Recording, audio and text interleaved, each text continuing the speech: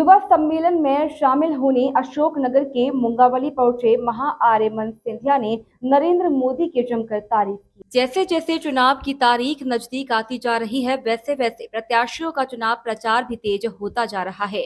Guna Shivpuri Lok Sabha seat से BJP प्रत्याशी ज्योतिरादित्य सिंधिया का पूरा परिवार भी अब चुनावी मैदान में उतर गया है। जहां बीते दिनों उनकी धर्मपत्नी प्रियदर्शनी राजे मुंगावली दौरे पर पहुंची थी, तो आज युवा सम्मेलन में शामिल होने उनके बेटे महाआर्यमन सिंधिया मुंगावली पहुंचे, जहां उन्होंने सबसे पहले नगर परिषद कार्यालय के सामने स्थित माधवराव सिंधिया की प्रतिमा पर फूलमाला पहनाई और उन्हें नमन किया। दरअसल युवा सम्मेलन में शामिल होने मुंगावली पहुंचे महाआर्यमन सिंधिया का बीजेपी कार्यकर्ताओं ने जमकर स्वागत किया। इस दौरान उन्होंने कार्यक्रम को संबोधित करते हुए नरेंद्र मोदी की जमकर तारीफ की। उन्होंने कहा, रामायण कथा में एक प्राकृतिक दवा थी, इस प्राकृतिक दवा का नाम है संजीवनी। जब हनुमान जी भगवान जाके पूरा पहाड़ उठाकर लक्ष्मण भगवान के पास आते हैं और उसकी जड़ी बूटी बनाकर उन्हें होश में लाते हैं, इसी तरह हमारे प्रधानमंत्री नरेंद्र मोदी ने हमारे भारत को होश में लाया है। जिस तरीके से विकास, जिस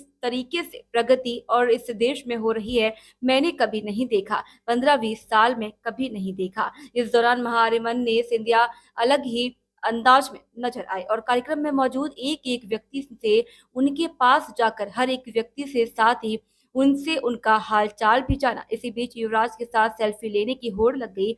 जहां कार्यक्रम स्थल सेल्फी पॉइंट दिखाई देने लगा, युवाओं के साथ साथ हर एक व्यक्ति युवराज के साथ सेल्फी लेता नजर आया। वहीं महाआर्यमन सिंधिया भी लोगों के बीच जमकर सेल्फी खिंचवाते दिखाई दिए। वाले मुझे पूछ रहे थे कि भैया आप थकते नहीं हो, इतने लोगों से मिलते हो, इतने कार्यक्रम में जाते हो, आप थकते नहीं हो, अभी भी आप मुस्कुरा रहे हो।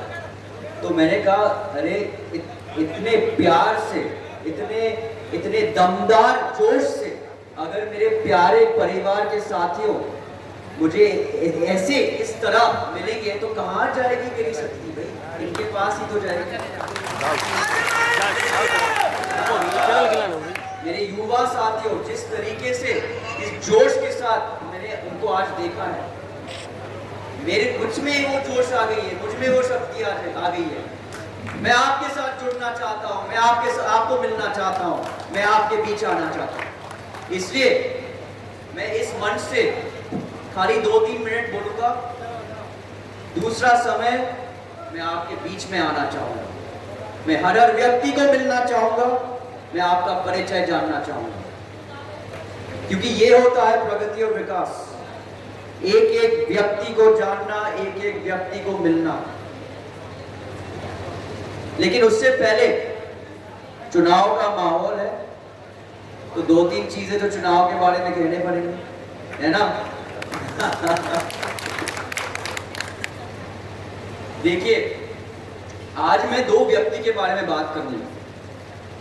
पहला व्यक्ति एक कथा के बारे में मुझे याद दिला। सबने रामायण पढ़ा या सुना है कि नहीं? अरे यार, सुनाई नहीं दे रहा। सुना है कि नहीं? उसमें कथा में एक प्राकृतिक दवा होती है। इस प्राकृतिक दवा का नाम है संजीवनी।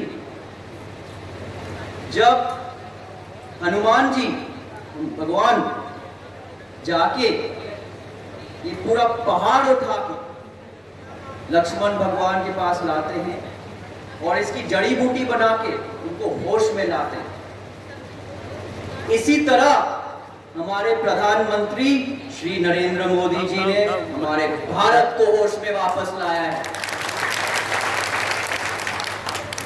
जिस तरीके से विकास, जिस तरीके से प्रगति इस देश में हो रही है, तीव्र गति से, मैंने कभी नहीं देखा। 15-20 साल में कभी नहीं। जो पहले 20-50 साल लगते थे, वो 1-2 साल में हो रहा है। ये सब आपके लिए, उनके लिए युवा के प्रति बहुत प्रेम, बहुत प्यार। वो जानते हैं कि अगर इस देश की अर्थव्यवस्था को आगे बढ़ना है तो युवा शक्ति उसको आगे बढ़ाएगा। आप लोग इस देश को आगे बढ़ाओगे।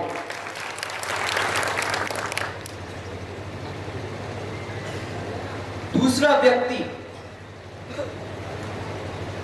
मेरे पिता श्री ज्योतिरादित्य सिंधिया दिन रात आपके लिए काम करते हैं।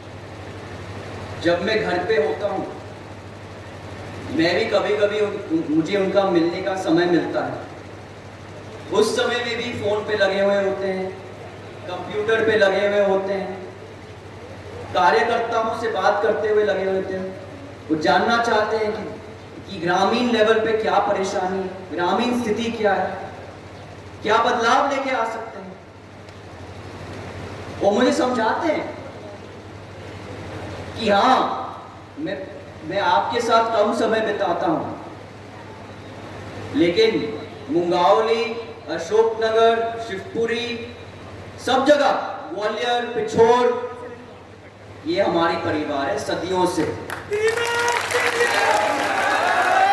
और हम इनको कभी भूल नहीं सकते। क्यों? जैसे मैंने कहा, आप ही लोग हो जो हम जैसे लोगों को शक्ति देते हैं आगे बढ़ने के लिए, जोश देते हैं आगे बढ़ने के लिए। पिछले 2 साल में अगर मैं बात करूं, कितनी प्रगति हुई है ग्वालियर में। ग्वालियर का चेहरा बदल गया। नया एयरपोर्ट 16 महीने में, एलिवेटेड रोड आ रहा है, आगरा से ग्वालियर का हाईवे बन रहा है, इंडस्ट्री कॉरिडोर्स बन रहे हैं, पर्यटक बढ़ रहे हैं। इसी तरह हम इस क्षेत्र को का शक्ल बदलना चाहते हैं। जो पिछले 5 साल और 10 साल में नहीं हुए, हम 5 या 2 साल में करके दिखाएंगे। ये हमारा वादा है, और इसलिए मैं यहां खड़ा हूं। मैं खड़ा हूं एक युवा होने के नाते, एक युवा के दृष्टिकोण से। मैं आपको समझाना चाहता हूं कि मुझे भी क्या लाभ मिले हैं पिछले 10 साल में। और मैं एक विषय को पकड़ूंगा पहले। मेरा पहला विषय है स्टार्टअप इंडिया। सबने सुना है स्टार्टअप इंडिया के बारे में? सुना है कि नहीं? स्टार्टअप इंडिया के वजह से आज हमारे देश में 90,000 से ज्यादा स्टार्टअप्स यहाँ है, और यही स्टार्टअप्स युवाओं ने शुरू किया। यही स्टार्टअप्स अब भारत को अंग्रेजों से आगे लेके गई है, अंग्रेजों से आगे हम सब लेके गए हैं। तो ये है स्टार्टअप इंडिया की महत्वपूर्णता।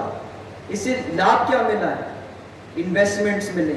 जो इंक्यूबेटर्स होते हैं वो हम पे इन्वेस्टमेंट करते हैं। जो जब हम भाग भाग के पैसे ढूंढते थे, अब एक पोर्टल से पैसे मिलते हैं। ये होता है प्रगति, ये होता है विकास, टेक्नोलॉजी का उपयोग। किसी ने कभी सोचा था कि हम सैटेलाइट पे, अब मून पे सैटेलाइट भेजेंगे, मार्स पे सैटेलाइट भेजेंगे? छोटा था? सोचा था क्या? जो अब इसरो की शक्ल है वो अंतरराष्ट्रीय स्तर पर है। डिफेंस बिल्कुल खुल गया है। आज जो हम फ्रांस से, अंग्रेजों से जेट प्लेन खरीदते थे, वो आज हम भारत में बना रहे हैं।